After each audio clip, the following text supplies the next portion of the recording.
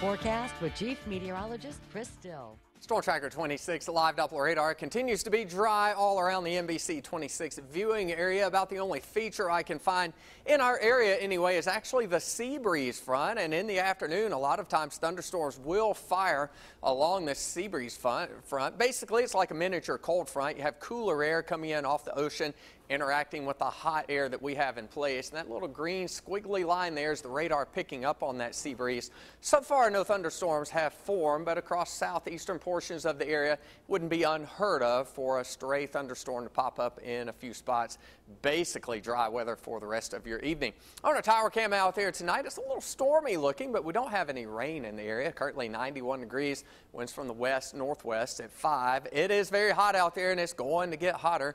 Right now in Louisville, 94 degrees, 93 in Swainsboro. Much cooler where that sea breeze front came through though, and 90 degrees our current temperature in Allendale. Only 86 right now in Bamberg, and a hot day there in Sylvania. You're sitting on 93 degrees. Around the country, the heat is trying to build, especially across the eastern U.S.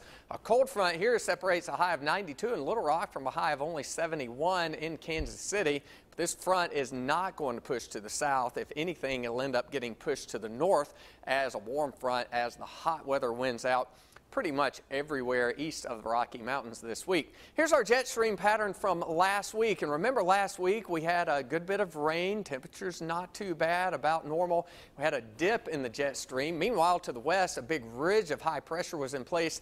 They had record heat in a lot of places west of the Rocky Mountains. Fast forward to what we're going to look forward to later on this week. Now we're going to have a ridge of high pressure across the east, a trough across the west as our weather kind of flip-flops. So where they had record heat last week, not as hot and stormier on the west coast. Meanwhile, in the east, remember that heat wave we had back in June? It's coming back. It may not be as long-lived or even quite as hot. The temperatures are going to be well above average for the next 7 days. Rain chances well below average. Out there tonight, we'll call it a 20% chance of a thunderstorm, especially across the southeastern portion of our area until sunset. The low 75 in Sylvania, 73. You're not going to have any rain tonight in Lincolnton.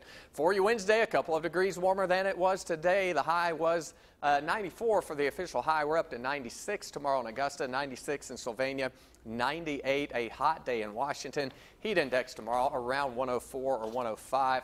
Here is your 7-day forecast. We'll add on a degree or two each afternoon, and by Saturday and Sunday the heat peaks. 99 the high temperature, maybe 100 the heat index between 105 and 110.